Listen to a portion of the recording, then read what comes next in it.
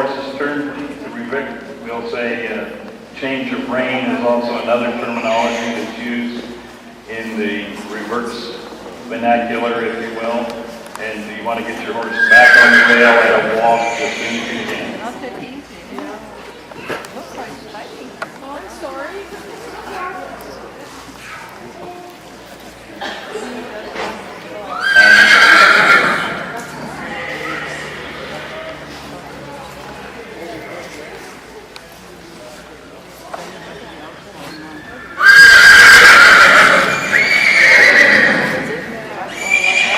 All right, folks, on the rail, we want you to do a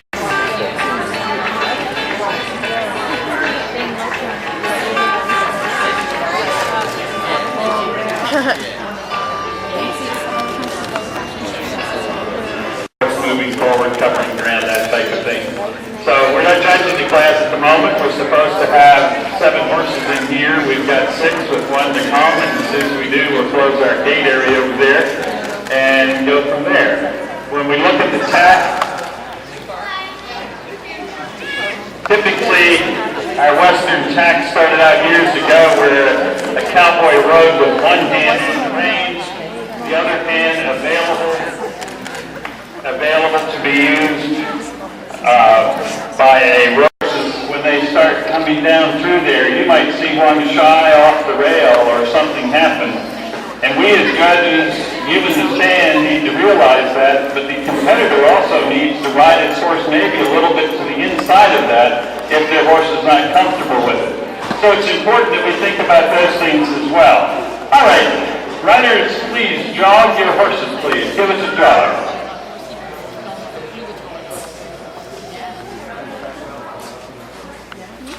The jog is supposed to be a comfortable ground covering gait where you're not getting jostled, getting bounced and thrown out of the saddle. The horse is obedient, quiet, easy to guide, easy to stop.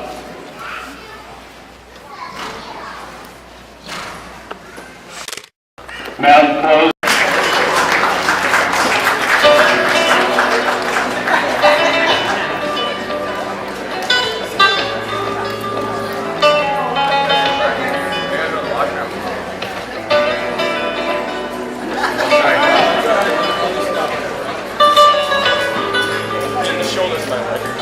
Ladies and gentlemen, all new breeds result from a crossing of other breeds by someone or some culture focused on creating an animal with a specific look, purpose, or both. Soon after World War II, a vision was born by British gypsies to create the perfect caravan horse.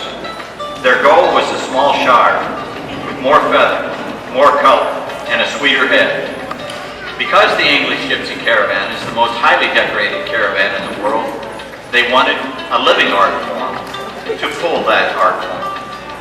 Selected breeding continued virtually unknown to the outside world for over half a century until 2 Americans, Dennis and Cindy Thompson, noticed a magical looking horse standing in a field while traveling through the English countryside.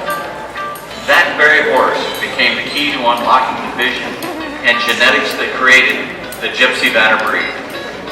Whether simply good fortune or pure gypsy magic, a passion was ignited in the Thompsons to understand the little stallion that had captured their attention and stole their hearts.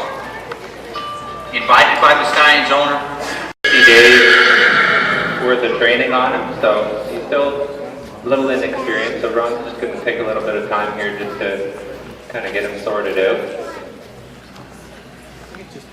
See if we can kind of get his mind in the middle a little bit more there.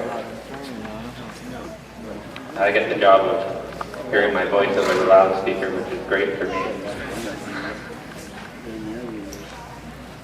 So we set up all these obstacles for a young horse or any other horse for that matter, just to kind of simulate some things that you might encounter on the trail.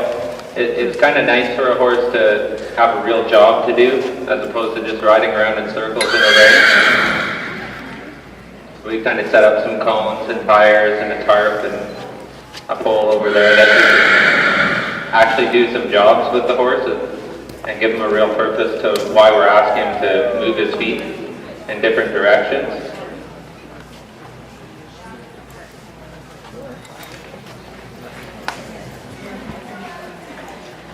got his mind on the door there. So it's a little bit easier than what he's doing there. So if he needed to work at kind of getting near the door, we just make that a little bit more work for him than I got some balls floating in the ring here. Make his idea a little bit more work than our idea, basically. So what we want to think about when we're working with these horses is that we're connecting everything down to their feet. There's a direct relationship between us to work off your horse. It really helps them to get their mind focused on a job to do.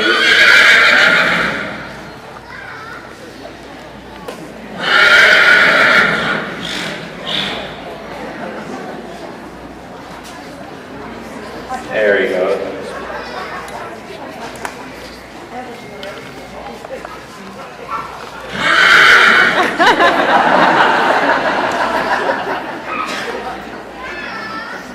So again, this is about 60 days worth of training on this horse.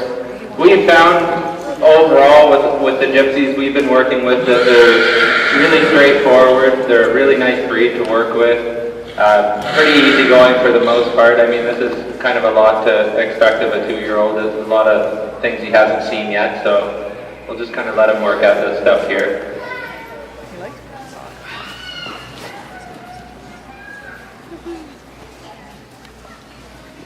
There he goes. So we just kind of notice some of the changes that he'll go through here. He kind of gets a little concerned about things, and then he'll soften out a little bit. That softening out might not last forever, but it's pretty important to recognize that he's trying in the right direction there, and not to go over that.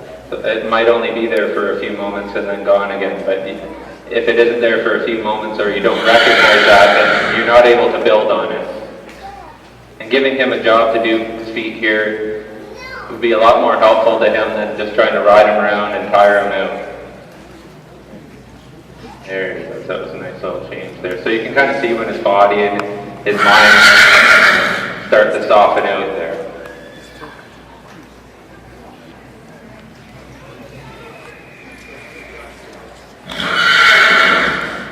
And Ron's just working him around through the cones there. It's kind of a nice thing to be able to do to weave a horse in and out of those cones. It incorporates a curving line as well as a straight line. The straightness is probably one of the most important things in horsemanship, and it's probably one of the things that most people never really achieve, so you can never get that too good. There he goes. That's a little bit better. He's just asking him to side pass over to the left there. Pushing him to move off it. What was that?